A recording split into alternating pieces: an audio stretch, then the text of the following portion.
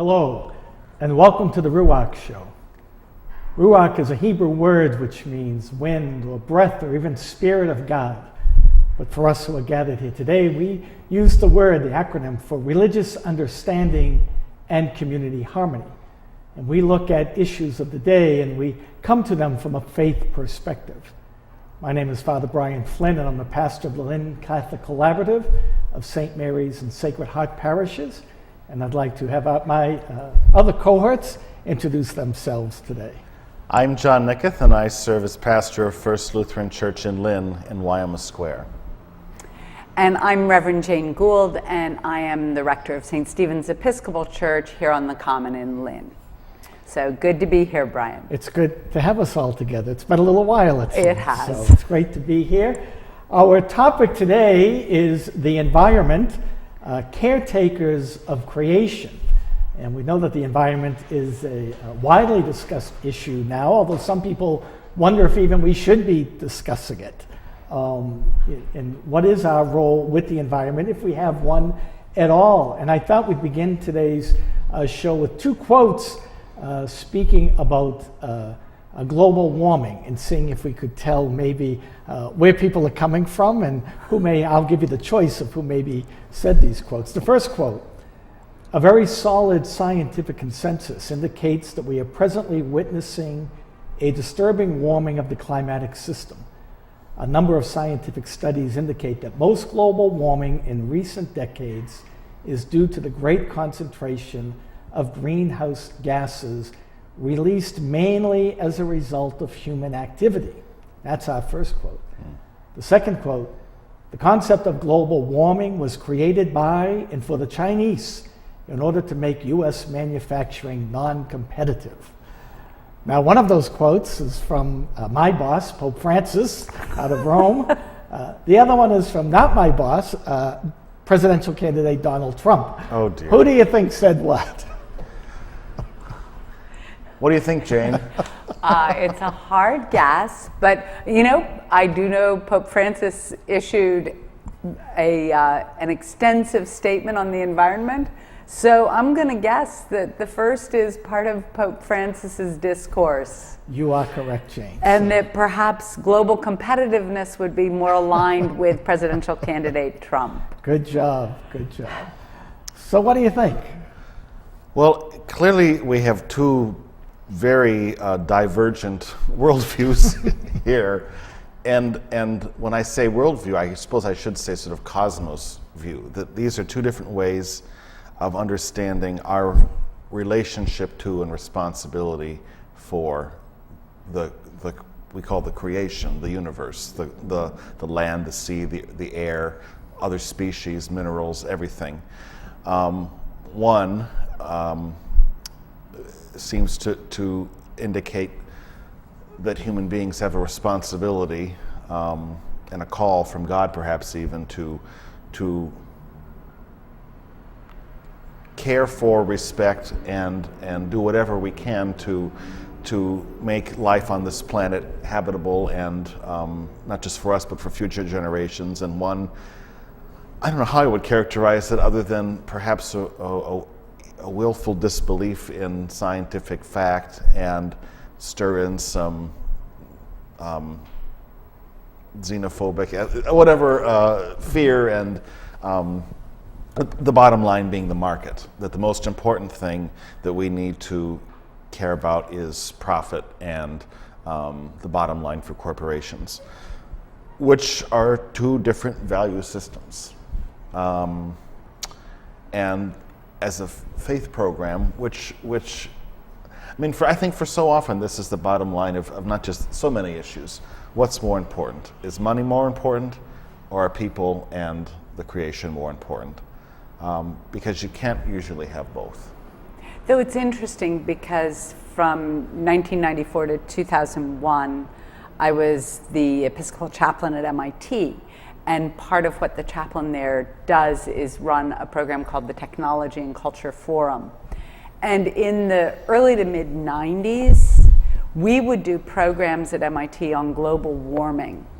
And it was a pretty provocative thing to say, because of human activity, we are increasing the temperature of the globe at a faster rate than has ever happened in human history, and that this is dangerous.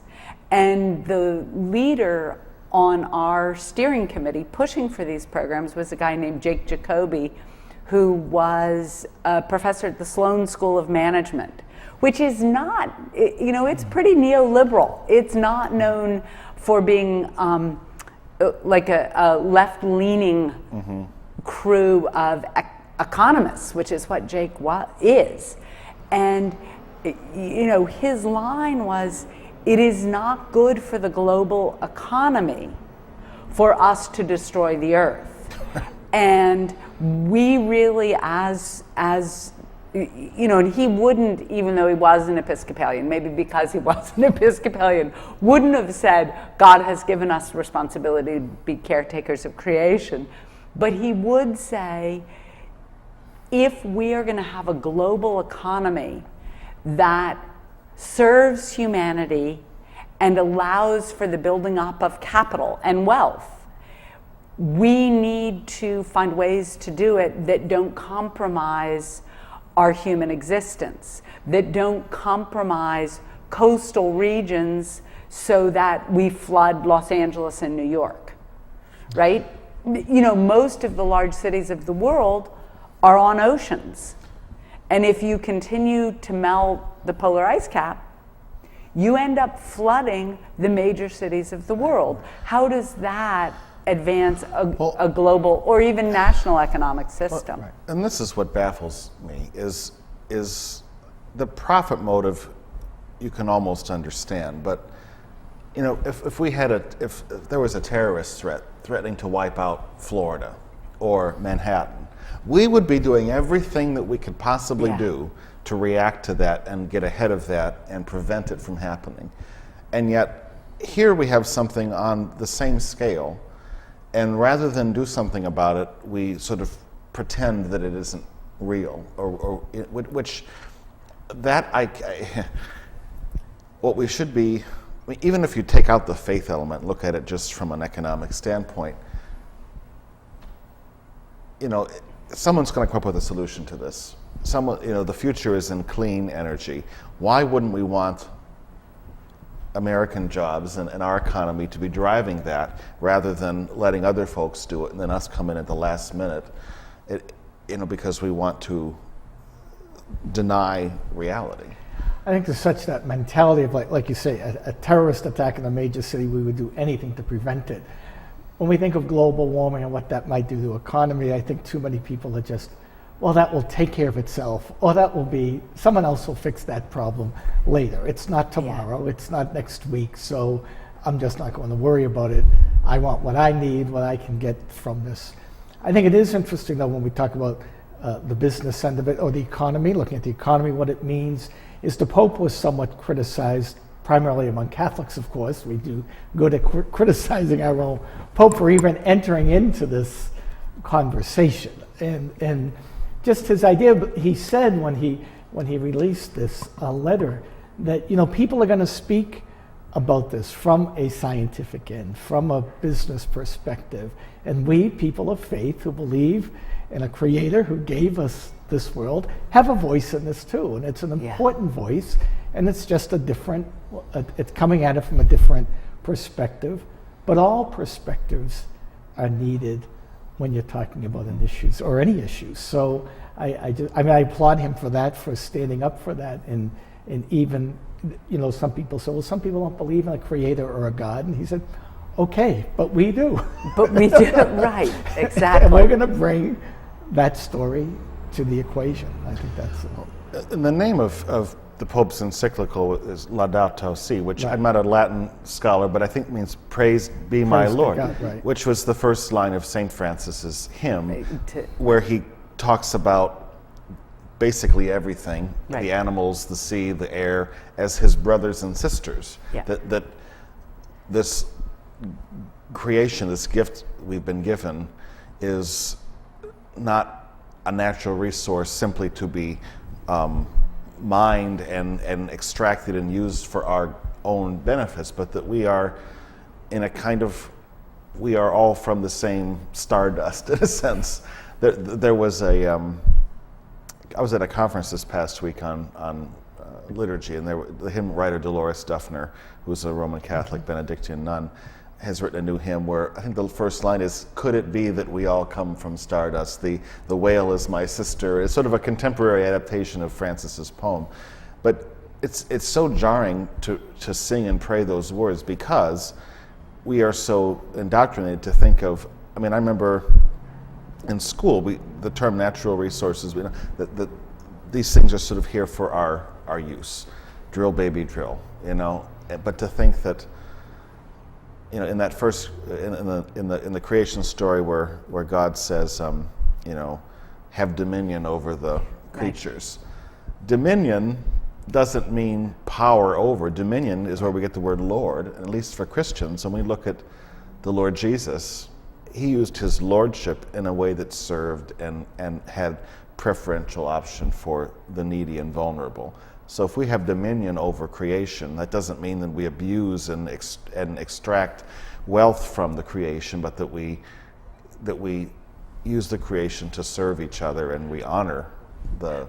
But don't those biblical translation issues, it is where with Hebrew we get into challenges with English, because with the King James Version we were told to subdue the creation, right? And a lot of folks who continue to worship in our faith communities are reading, a 16th century translation of Scripture, mm-hmm. which has us with sort of authority over creation, dominion, very much not in a servant lordship as in what Jesus talked about, but in a power over lordship.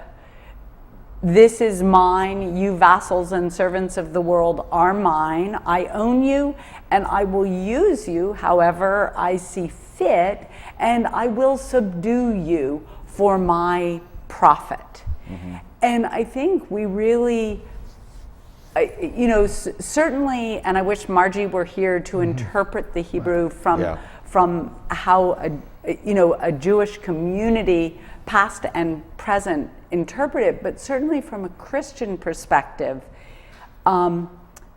we have really sort of confused our own understanding of our relationship with the earth or with the cosmos, I think, because we have these two sort of rivers of interpretation, one of which has us saying, hey, let's frack away. There's stuff in this earth. Let's build a pipeline through Western Massachusetts. Let's do this stuff because it will allow us to continue to live as we want to live, expending the natural resources of our amazingly abundant land in this country for our own purposes. And we don't need to depend on Middle Eastern oil. We can frack away. We can build pipelines, and we can, so what if we destroy the Alaskan wilderness? I mean, it's just, and then the other side, which says, whoa, no, this is about being stewards. This is about having the ultimate responsibility for watching out for the welfare of everything and everyone. And if that's our job, wow, we have woefully messed up and have so much to confess. Mm-hmm. Yeah, and I think even when we take that interpretation, if you go with the subdued, creation, or take dominion in the wrong way, still in the back of my mind at least, it could be because of my interpretation of using the caretaker word, is even still that thought of I can subdue it or I can have real dominion or power over it, but I still have that responsibility to pass it on to somebody Not else. to destroy. Not to destroy it. And that's the other thing, constantly thinking somebody behind me thought of me or giving a world to pass on to us. We have to continue to be thinking about that world that we pass on to others. So that would still stick in the back of my mind, even with the subdued. But I'm not sure it does. Well, and culturally, if you think how most people these days, if they think about like lords, Yeah. they think of Game of Thrones. Right. Right. And one could not say any of the lords on Game of Thrones are really watching out for anybody's future but their own. And so I do think it's like that language doesn't Right. really carry with it the sense of responsibility Right. for those to come. And I think it really is, I absolutely come from a Christian perspective that says we are blessed with amazing abundance from God. And with that gift of our minds and our hearts and our human capacity to create and to join God in the work of creation, we have huge responsibility put on us, to use this abundance Right. for good, not just for ourselves as individuals or those we know and like, right? Or those with whom we share kinship as citizens of the United States, but with a global community. And I think that's where part of what's challenging here is no one solves global warming alone. There's surely stuff individuals can do, nations can do. The fact that the US never ratified the Kyoto Accords, and so far with Paris, what are we going to step up and say, yes, we'll meet these restrictions? Another thing I was thinking of when we were preparing for this topic, I'm seeing a nutritionist right now, and the whole idea of what changed my mind sometimes about the way I eat is he told me you have to think about having a relationship with your food. Right. Not just eating. Right. It's not just Right. using that food to fill you up, it's that relationship, enjoying that food, recognizing what that food's doing as you're eating it. And I kept thinking about that when thinking about the environment. And as Yeah. you pointed out with Yeah. St. Francis, that relationship with the Absolutely. environment, our brother and our sister, and how when you look at creation in a relationship, you would treat it differently than you were if you were just like me eating my food just because I'm hungry and it's time to eat, just using Or 'cause it's there. or because it's there. That's a good point too. There's food I must have to eat, right? So but using creation that way too, and thinking about that relationship Right. with creation as opposed to just what can this do for me at this moment. Yeah. And that's a new idea I struggle with that too. Maybe that's why there's so much resistance. We don't want to believe something, we pretend that it's not real. But yeah, that's not the way I was brought up around food. Food Right. was a commodity. You didn't think about that the chicken breast on your plate every night came from a real chicken. And the other, that a potato chip, the processes that create these things have byproducts that are sometimes harmful.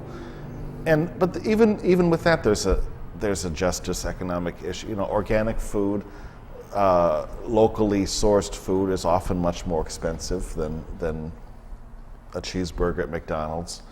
And I have to catch myself sometimes when I'm preaching or talking about this, that I'm not a wealthy person, but my own privilege doesn't, not everybody can shop at Whole Foods or at, Right, and a lot of it is seasonal also, because you really do need to be willing to eat whatever is grown in season, because that is what's going to be affordable in season, even in grocery stores.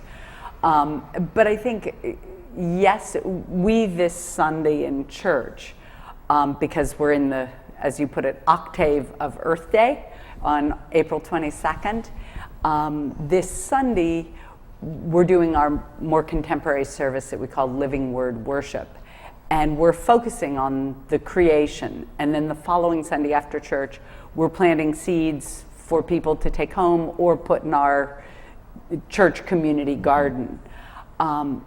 And one of the things my assistant, Sarah Van Goulden, said as we were talking yesterday was, it's amazing how, despite all the green spaces in Lynn and the presence of the ocean, how far away from creation we can feel in the middle of a city. And, so I think about groups that work in the city, like the Food Project, that really is striving, particularly with young people, to get them to make the connection from seed to plant to food to body. And so it's an environmental commitment, it's a source of employment, but it's also nutrition. Like, what am I putting in my body? What's my relationship to it? And, one of the things I love in Lynn is that when the farmers market is open in the growing months, which our growing season is not all that long, but you can use your WIC coupon at the farmers market. And that to me is awesome. Because you think about, well, the poorest among us don't have access to Whole Foods, right? The poor, most of us don't have access to Whole Foods. But there is a commitment in the WIC program to having healthy babies, healthy families. Yeah.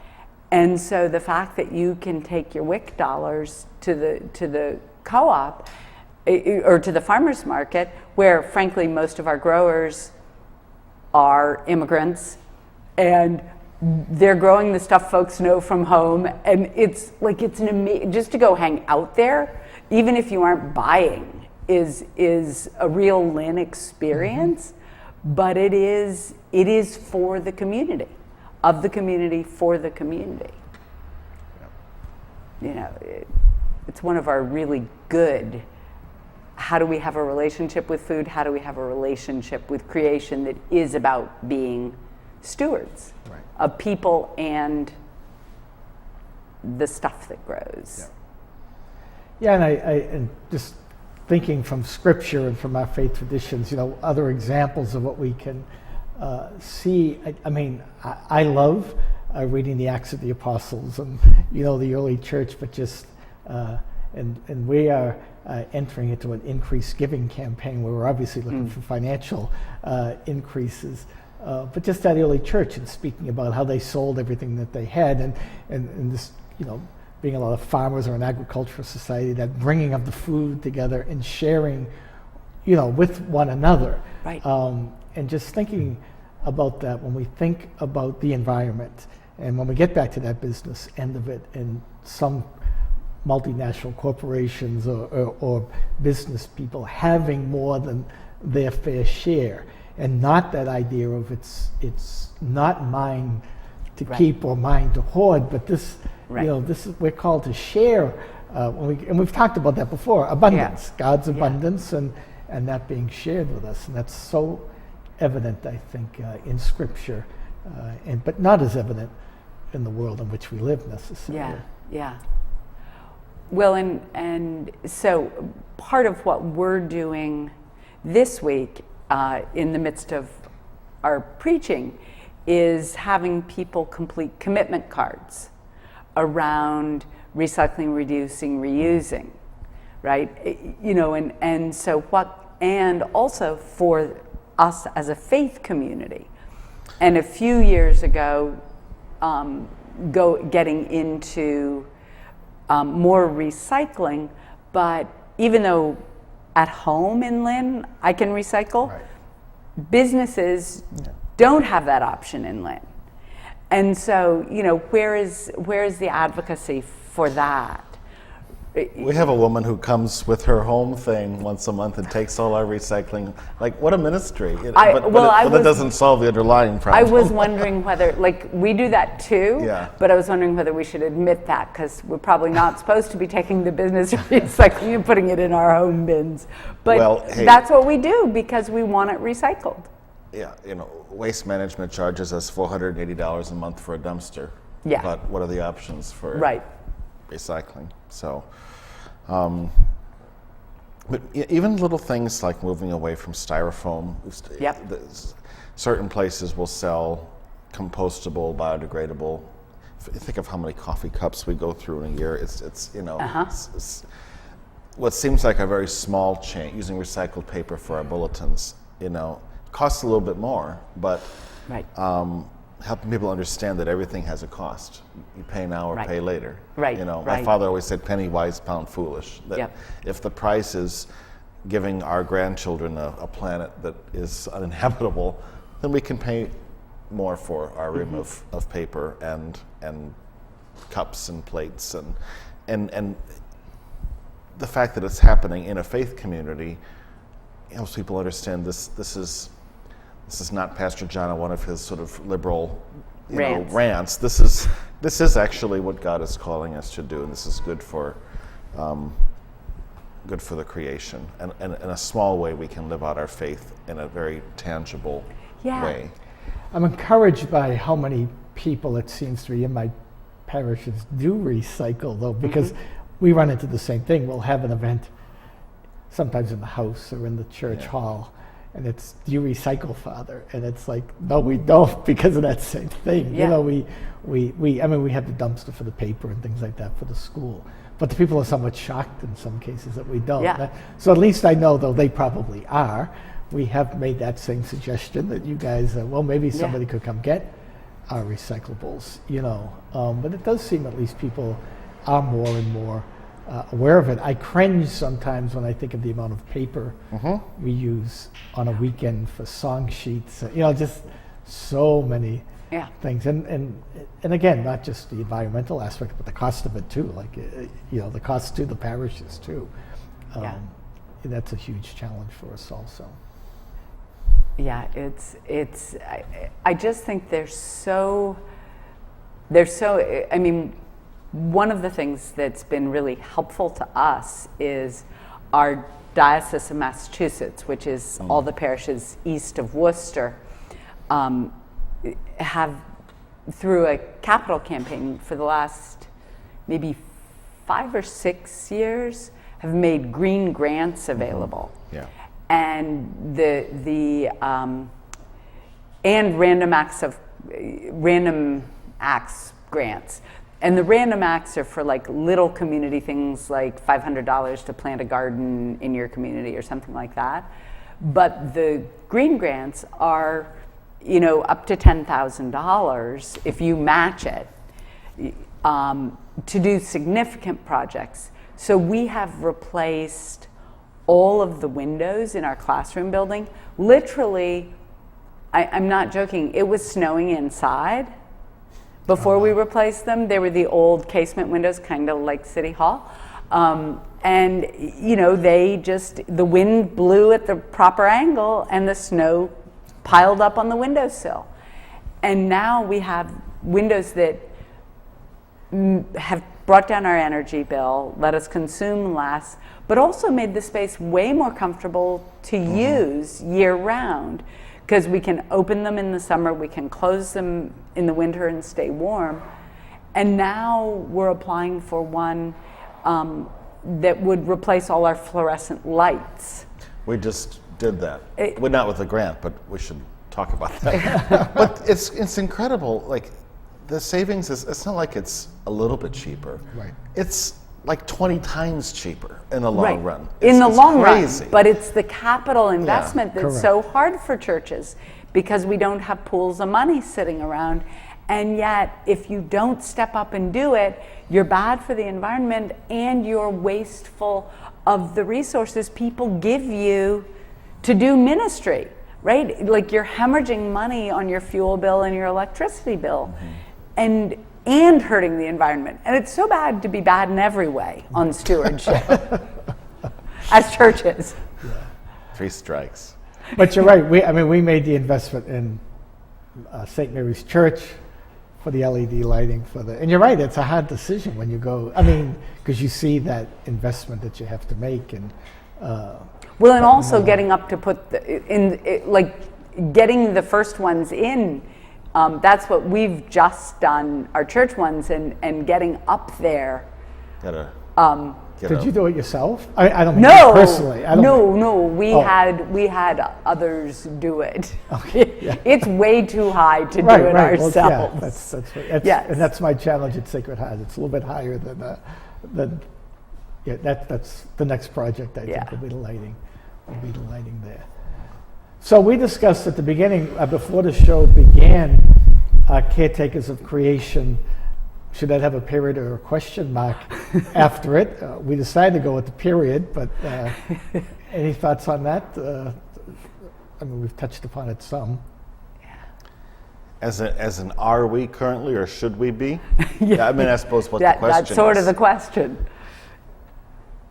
I mean, I think the biblical witness gives us no option but to say that we must be caretakers of creation. I don't think we're there. I'm glad that the conversation seems to be moving in that direction. Even among people who are not people of faith, whether or not you use the language of creation or that we are sisters and brothers with other creatures, the idea that we have a responsibility, as you said, to hand on the world as good or better than we inherited it.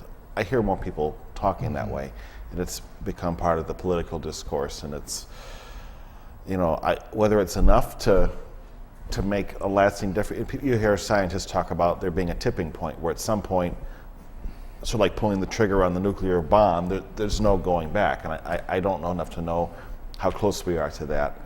But I don't think we don't have the luxury of just throwing up our hands and saying, well, too late, we'll just ride this thing out. But, early on, Father Brian, you talked about the criticism the Pope has received for speaking out on the environment, for the encyclical, right? It's an encyclical? Yes. Yeah. And what strikes me is that's the question mark, right? Those folks are saying, actually, we don't have a public responsibility. We may have a personal, individual, private responsibility, but as people of faith, there's no public responsibility or charge given to us by God. Right. Well, that's the same resistance we get around virtually any issue that could be construed as political. Right. And I think for me, that's where I sort of feel like part of my work as a religious professional, as a priest, right? Sacramental work. We need to make visible God in the world, right? We're sacramental people. As we try to do that, it feels like getting rid of that question mark is essential. I think that question mark has been the predominant mode of people of faith. Like, really, are we? Or like, is that about me and God and I do, for me, we really do need to be bold in taking on, yes, we are caretakers of creation and we're doing it badly. Mm-hmm. And we need to confess it. And it would be, you think about the way the prophets of old indicted the people, mostly on economic justice issues, but a lot of it was about ravaging the land and not letting the land have fallow years, right? This goes way back. And I think that, and God brought, all of creation as the jury in the prophetic witness. I think if we brought all of creation as the jury in saying, so have these human creatures done their job as caretakers of creation? The answer would be no, they have messed up massively. Yeah. And we just know from experience that environmental catastrophe will be an economic. I mean, we look at the floodings. The people who are most affected by environmental disaster are people who are poor. Right. When Florida goes underwater, I guarantee you that the middle millionaires are going to be out way before that happens. It's the folks who have no other option, who are going to be really struggling for their lives. And that's another key point of the Pope's message Yes. too, is how that affects the poor, because that's a lot of where he's coming from, obviously. But Well, these last 2 weeks, you watch the weather in the Midwest, right? The floods, the tornadoes. Who's washed out? It's the mobile homes, right? Those are not the rich people, right. And those are the folks, and they don't have insurance because they can't afford it or they're inadequately insured. And you watch with even going as far back as Hurricane Katrina, right? Ward 9, last place to have any reinvestment, and frankly, it's still not rebuilt, and the people have not been able to return. Those who had financial resources were insured, have been able to rebuild, and also had access. Like they knew how to work the system to have their homes rebuilt. For me, it only strengthens the idea that we are all related, that the brotherhood and sisterhood of all creation. If we abuse Mother Earth, it's like the image of the body of Christ. Everything will suffer. Yeah. We can't abuse the earth and think it will not have any consequences for us as humans who live on that earth. Yeah, yeah. Well, and there's so many, like everyone loves to watch those the dystopia movies or the Margaret Atwood novels. The Lauren Craig. I'm the last person who would know. Sorry, dystopian. Dystopia, but other than my high school life, that was a little dystopian. But there's so many of those movies that are about this is what comes after we have destroyed the earth. Yeah. Right. And this is as if it's inevitable. Well, we would be lying if we didn't admit that there's a strain in Christian theology, that this idea that Jesus is going to be coming back in the next 5 to 10 years, and it doesn't matter what we do to the earth because the world is ending anyway, and Jesus is going to rapture us all up to heaven. Now, I know none of us here subscribe to that theological view. It's a relatively modern invention. But that is something that some people of faith would put up as a counter to what we're saying, that, say what you want, but we know that Jesus is going to literally imminently return, and the earth will, blazing fire, and we'll all be saved. And there are multiple theological issues around that, but even if that were the case, one of my favorite things that Martin Luther said, it's questionable whether he actually said it. There's a lot of things that are attributed to him. That's so many, For our purposes, he said it. We don't need the caveat. Right. Even if the world were to end tomorrow, I'd plant an apple tree today. Right. Yeah. And it's a great line. There's this inherent goodness and beauty about the earth.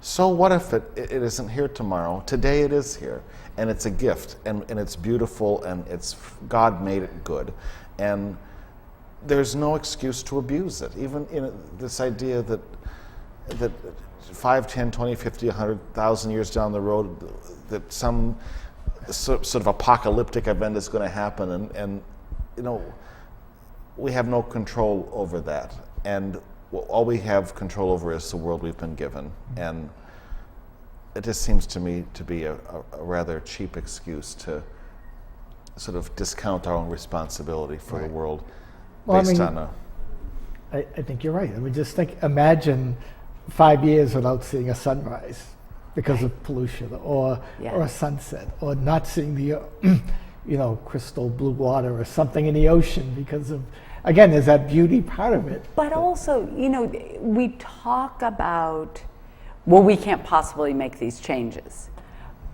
But the reality is, when I learned to drive, everyone was using leaded gas. Mm-hmm. And antique cars that want leaded gas or built to use it cannot find it now. Right. Everyone uses unleaded gas. The EPA has had substantial effects on both industrial production and domestic use.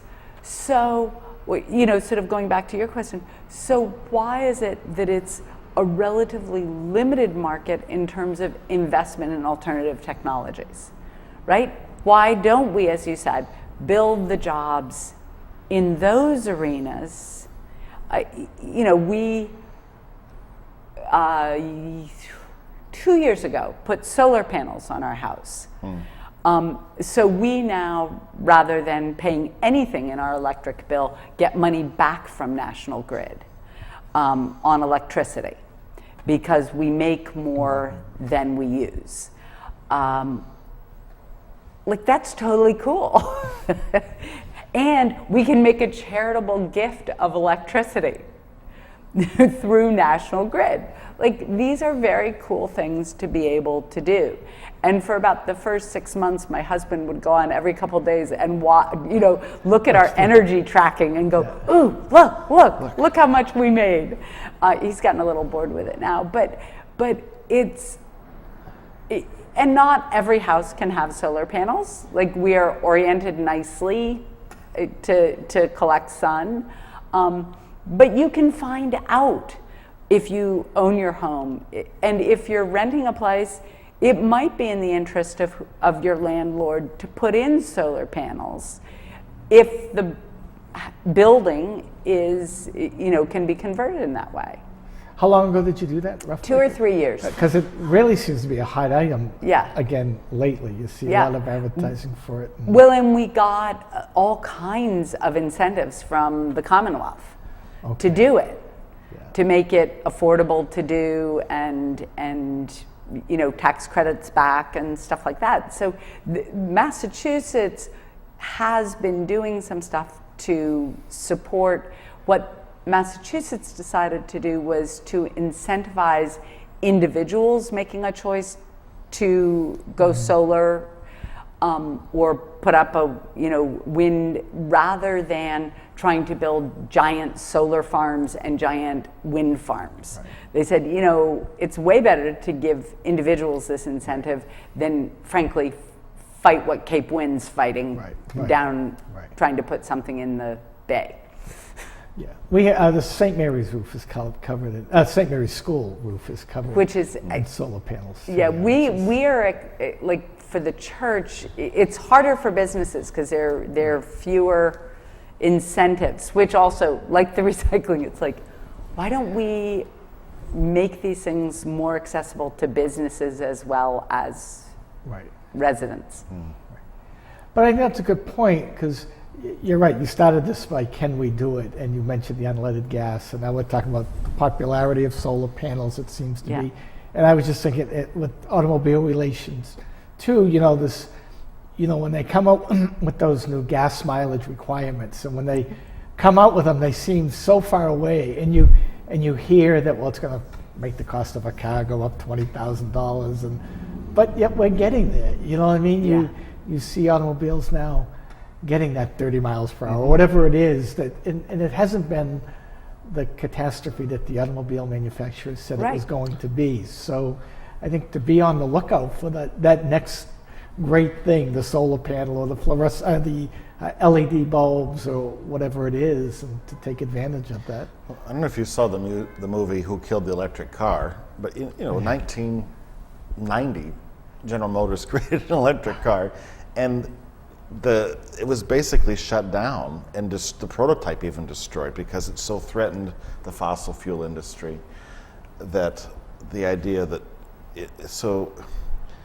the capability is there. It's what do we decide is more important? Well, and you think about, if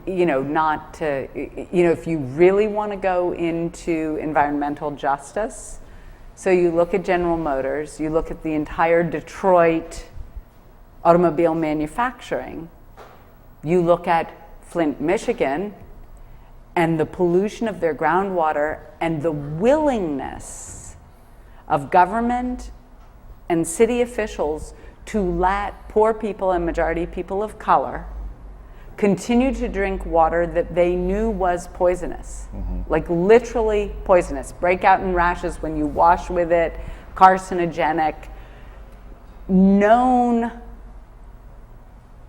health, extreme, immediate hazard. And they didn't do it. You put that together with, okay, so 30 years ago, there was new technology in Detroit that could have revitalized a domestic electric car industry, and it wasn't pursued. So where did all the first hybrids come from? Japan, right? Not from the domestic car companies, right? You know, yeah, now we have Tesla, which is sort of setting us a very high bar on electric cars in the US. But, you know, you look at how do we let Flint, Michigan happen? You know, and what then is the response of people of faith to these environmental justice issues that you know, as you know, Jim Wallace had one of his articles sort of say, who's the founder of the Sojourners community and of sort of evangelical Christians, and his line is, Flint would never have happened in my community. Oh, sure. And you know, and it's because he lives in an upper income or upper middle income community in Washington D.C. and he's like, wouldn't have happened. My neighbors are politicians, but in Flint, Michigan, where their city population, you know, these are the people that brought us the auto workers union because of their strike in 1936, and now we're willing to just let them die because they don't matter. And I guess is there another Flint out there now? Right. Or how many Flints will there need to be before that stops? You're right. It would never happen in his Washington community. But it could be happening other places right now. I'm sure it is. And the same could be said for gun violence or any number of things that we know are our problem, and yet we don't address them because there is some other motive that is more powerful than life. Or certain lives. Certain lives, right. If there ever was proof of, you know, Black Lives Matter or similar movements to say, yeah, Flint wouldn't have happened in my hometown of Valparaiso, Indiana, that's 99% white, middle class. It wouldn't have happened, you know, on the Cape. But you find poor disenfranchised people who have no voice in the government. And I was talking to Father Brian before the show today. One of my parishioners is in an argument with her landlord who she accidentally made an overpayment and he won't refund her money. That's illegal. But it's basically, what are you going to do about it? You know, you don't have access to a lawyer. You don't have access to, you don't know how to navigate the court system. You know, so I'll do what I want to do because you have no power. And this is how, you know, do we want to live in a world like that or do we not? Yeah. But it's just another example. I mean, the landlord issue, but the environment too. Of there is that power factor, right? And those who have want more and want to hoard it and in some ways subdue and have dominion in that negative term over those who have not. Maybe we need to start subduing each other.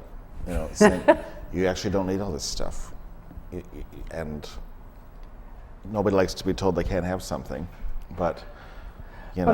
But again, getting back to my nutrition, you know, right? That relationship with that you're food, being told I that realize often now. I don't need to have. And not only am I being told it, but I'm starting to realize it, you know, and it's the same idea. I mean, it's easier said than done. Oh. It didn't happen to me. Of course, I need that popcorn. Of course, I need that that dessert, you know. But now that I'm, like I say, having that relationship with it, I realize I don't need it, and I can do without it. And of course, that's what I think. Why we need to look at that, our relation with the environment too. But it's always hard to get those with the power to look at it that way, and their fear of sharing the power or losing something that really isn't theirs to begin with, so to speak. Well, right, and I think that's, to go back again, that's our core premise as people of faith, that none of this is ours, right? This is God's. This whole creation is God's, not ours. And this is God's too, right? Right. It's what we earn out of the gifts and talents we've been given by God, and it's like, and we get so messed up of like, well, why should I give any of my money away? Whether it's to the environment or to a political candidate or to a faith community. It's mine, I earned it, I get to keep it. But it really is, no, all of this is our responsibility. So if we have a responsibility for our brothers and sisters and for, brother sun and sister moon and all that of St. Francis, we got to step up and do it. It would be nice to give it a try too, wouldn't it? I mean, just let's see if it might work and see how things might play out. Yeah, because in elementary school we had to memorize the Canticle of the Sun, and so it still is. Those things you had to memorize very early on, of those images. I think are part of, in addition to growing up in the church. In school, having to memorize stuff like that in a non-sectarian school, like this was not a church school, but because it was so poetic and beautiful, and as far as my teacher was concerned, oriented us properly to the world, but also to our classmates. That notion that everything is relational. I think also, just thinking back over this past 3 weeks ago, our Easter vigils, our celebrations, and the creation story being read. I wish I was hearing that story tomorrow. I wish this week was the Easter vigil, because I think hearing that creation story would perhaps take on new meaning as we discuss this, but hoping that perhaps next year I could focus on that a little more with my parishioners too, That creation story, which when read properly is so beautiful. I mean, people, I think, sometimes tune it out because they think they're familiar with it. It can be long, it can be repetitive in the sense of just the way it's written, but it is beautiful if you sit there and listen to it. And it would take on a whole new meaning if we think about being in a relationship with that creation and not just a commodity that God has created and given to us. So. Well, that in our Easter Vigil, James Weldon Johnson, who wrote the words to Lift Every Voice and Sing, also wrote a creation, a sort of a telling of the creation. And an African-American woman in our parish, I think the official word is declaims the James Weldon Johnson's creation at our vigil, and just this power of God. I'm gonna make me an earth. I'm gonna make me a man, and it's just this power of right. This is an act of power, and it's God's, not ours. Yeah. And I think we do lose that when we sort of read the lines of scripture that we know so well. Right. Yeah. Well, creation has been given to us. And as the Pope said, and particularly the past 200 years, we've really messed it up, I think he said.